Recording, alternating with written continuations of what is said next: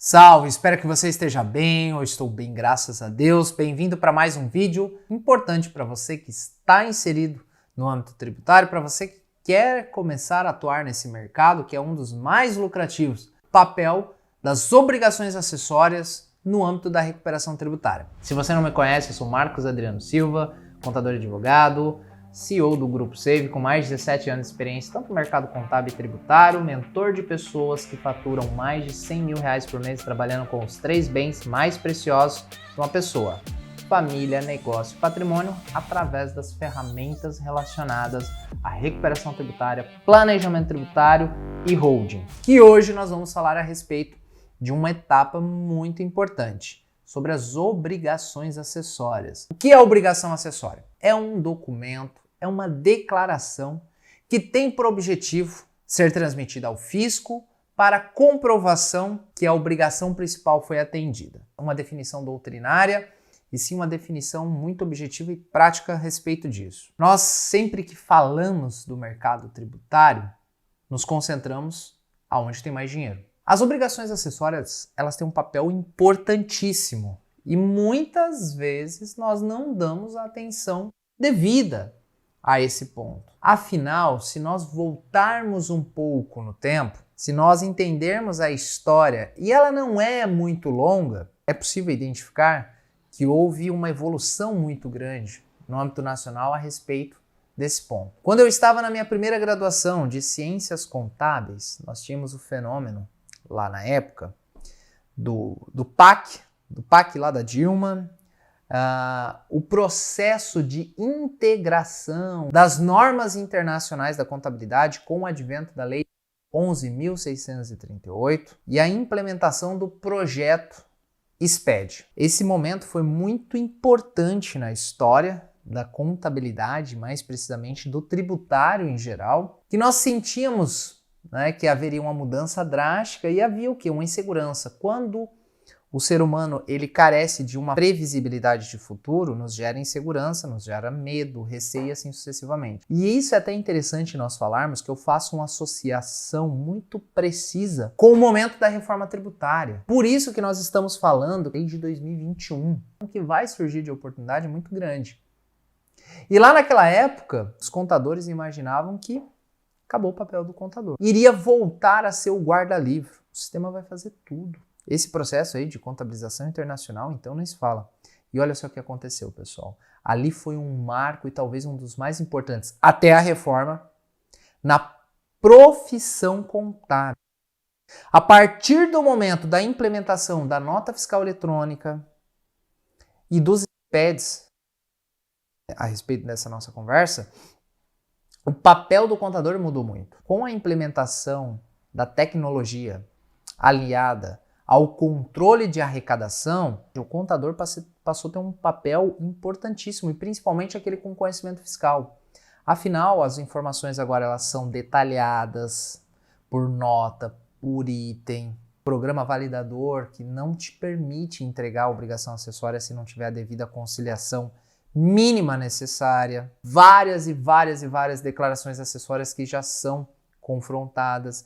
Então houve um aprimoramento muito grande no processo de fiscalização tributária no âmbito nacional. O fisco, ele terceirizou o controle para os contribuintes. Se nós pensarmos no nosso sistema tributário, os principais tributos, vamos lá, ICMS, Imposto de Renda, Contribuição Social, PIS, COFINS. Mas esses tributos, que são os principais recorrentes de uma operação de empresa, eu adicionaria aí talvez o IPI, toda a responsabilidade na escrituração, na apuração, no recolhimento do tributo e, consequentemente, na transmissão da declaração acessória que comprova que o recolhimento daquele tributo seguiu as diretrizes previstas na lei, seguiu as diretrizes, inclusive interpretativa do fisco, é do contribuinte. O fisco não tem responsabilidade nenhuma. Inclusive, grande parte desses tributos estão sujeitos ao lançamento por homologação previsto lá no artigo 150 do Código Tributário Nacional, no qual toda a responsabilidade de apuração, recolhimento, aprovação é por conta do contribuinte sem qualquer participação do fisco. de acordo com o parágrafo 4º desse mesmo artigo, num prazo de 5 anos, validar ou não. O que acontece na prática? Em 5 anos, o fisco não vai te mandar uma mensagem dizendo: oi, TD bem? Está tudo certo. Parabéns. Isso não vai acontecer.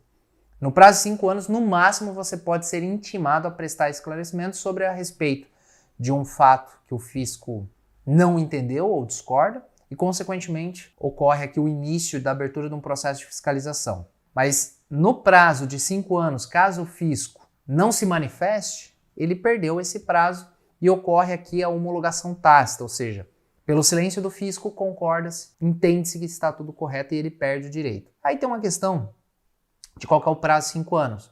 De acordo com o artigo 150, parágrafo 4º, que conta da data dos 5 anos, ou do artigo 173, que é 5 anos mais 1. Então aí é uma questão de discussão sobre decadência e não é o objeto dessa nossa conversa. Então, nessa seara, nós entendemos que o nosso sistema tributário, ele é, de certa forma, em grande parte dos tributos, e principalmente aqueles que têm uma maior participação na arrecadação, delegado ao contribuinte, que tem toda a responsabilidade de escriturar, apurar, transmitir, recolher, sem qualquer tipo de participação do fisco, e ele tem um prazo aí de entre 5 a 5 anos mais 1 para poder validar ou não. Caso não seja validado, considera-se homologado de maneira tácita. As obrigações acessórias, que são essas comprovações que eu recolhi o tributo de maneira correta, então eu tenho a obrigação acessória lá do imposto de renda, que era na época a DIPJ, Declaração de Imposto de Renda da Pessoa Jurídica. É um documento todo fechado que trazia o balancete sem tanto detalhamento. Eu tinha a DACOM, que era o demonstrativo que comprovava a apuração do PIS e COFINS, por exemplo. Entendeu? E eu tenho, ainda em alguns estados, mas tinha as declarações relacionadas ao ICMS, o livro de apuração do IPI. E tudo isso, por mais que já era digital, porque eu nem vou falar da época da máquina de escrever, acho que isso aí fica para os livros e para a história e para o museu. Mas essas declarações acessórias, elas eram muito carentes de informação detalhada. E aí, quando eu ia lá executar um trabalho de recuperação tributária, se você tem menos de 40 anos aqui ouvindo essa nossa conversa, pasmem, mas não era como é hoje. Ou seja, inclusive eu estou aqui, o pessoal está trabalhando aqui, fazendo um trabalho de recuperação tributária e não pegou nenhuma nota. Você tinha que ir para os documentos físicos, porque você não sabia quais eram as composições. E eu até brincava na época que para trabalhar com recuperação tributária tinha que ter vacina contra a lectospirose, vacina, com todos os tipos de vacina, porque quando você ia para o arquivo da empresa, e eu sofria demais, tá? Porque eu tenho rinite. Então imagina, eu num arquivo com caixas cheias de mofo, aranha, barata e tudo mais, e nós tínhamos que tirar os documentos e ir mapeando, porque não sabia qual que era a composição. Então o processo de recuperação tributária ele era extremamente moroso. Grandes empresas, pode perguntar, se você tiver uma referência, talvez executavam 50 projetos grandes por ano. O que aconteceu com o projeto SPED, pessoal? Foi maravilhoso. Porque todas as informações que eram digital, mas não eram instruídas de um detalhamento das suas composições, mudaram a plataforma. Então eu passei a SPED fiscal. SPED fiscal ele apura ICMS e IPI. Então, todos os documentos fiscais estão incluídos nessa obrigação acessória, que tem por objetivo detalhar a minha memória de cálculo, documento por documento, item por item, porque a nota fiscal passou a ser eletrônica. Então, hoje eu tenho lá nos registros C170, por aí, todo o detalhamento. E outras operações, como por exemplo, depreciação e assim sucessivamente, ou até mesmo para fins de tributação, receita financeira, em que o documento fiscal é o extrato bancário. O SPED de contribuições também ele serve para apurar a CPRB, que é a contribuição previdenciária patronal substitutiva, vulgarmente conhecida como desoneração da folha, lá no bloco P.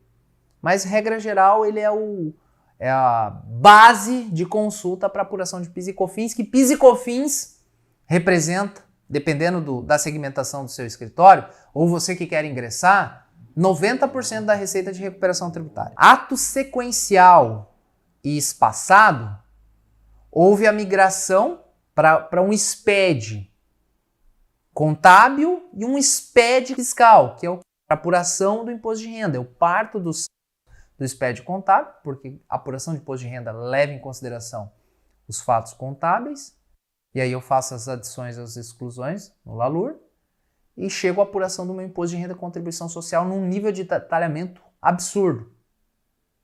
Então aqui os convencionais, as declarações acessórias. Alguns estados ainda não eximiram os contribuintes de entregar aquela declaraçãozinha, por exemplo, Santa Catarina é DIME, São Paulo é GIA, e assim sucessivamente.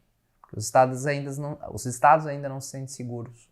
E ainda há especificidade de regimes especiais. Só que as obrigações acessórias, elas são uma imposição por lei do controle tributário no país, em que grande parte o fisco não participa do processo de escrituração, registro, apuração e recolhimento dos tributos e aguarda a memória de cálculo, detalhamento e a comprovação que o contribuinte aplicou todos os deslindes relacionados à previsão legal daquele tributo, os pareceres normativos e interpretativos, e num prazo de 5 anos.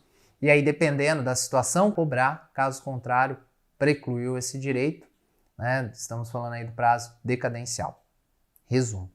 E as obrigações acessórias, elas têm um papel primordial na recuperação tributária, porque elas são base para a execução do trabalho. Você faz, muitas vezes, como eu falei hoje no nosso Papo Estrategista, eu sempre, quando nós fazíamos um trabalho mais regional, isso foi muito tempo, 10 anos, sempre visitava os clientes quando iniciavam um trabalho de recuperação para entender o processo, entender a empresa. Isso faz uma diferença fantástica. Hoje é um nível nacional, não conseguimos, em alguns casos, mas como nós temos esse know-how aí de mais de 10 anos só de recuperação, nós já conseguimos ter essa maturidade e ter essa capacidade de, ainda que à distância, interpretar com precisão a operação da empresa para replicar um diagnóstico mais preciso, certo?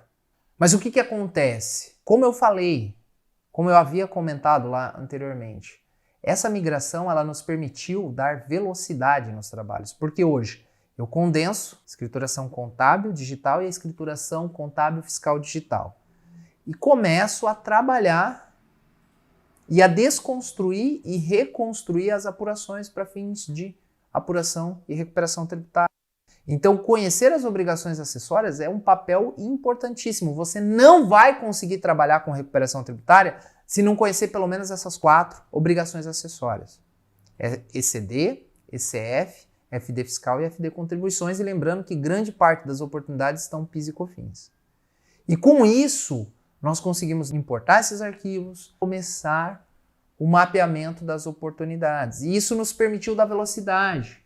Então, em 6 meses, eu faço 530, eu pedi esse número na segunda-feira, diagnósticos.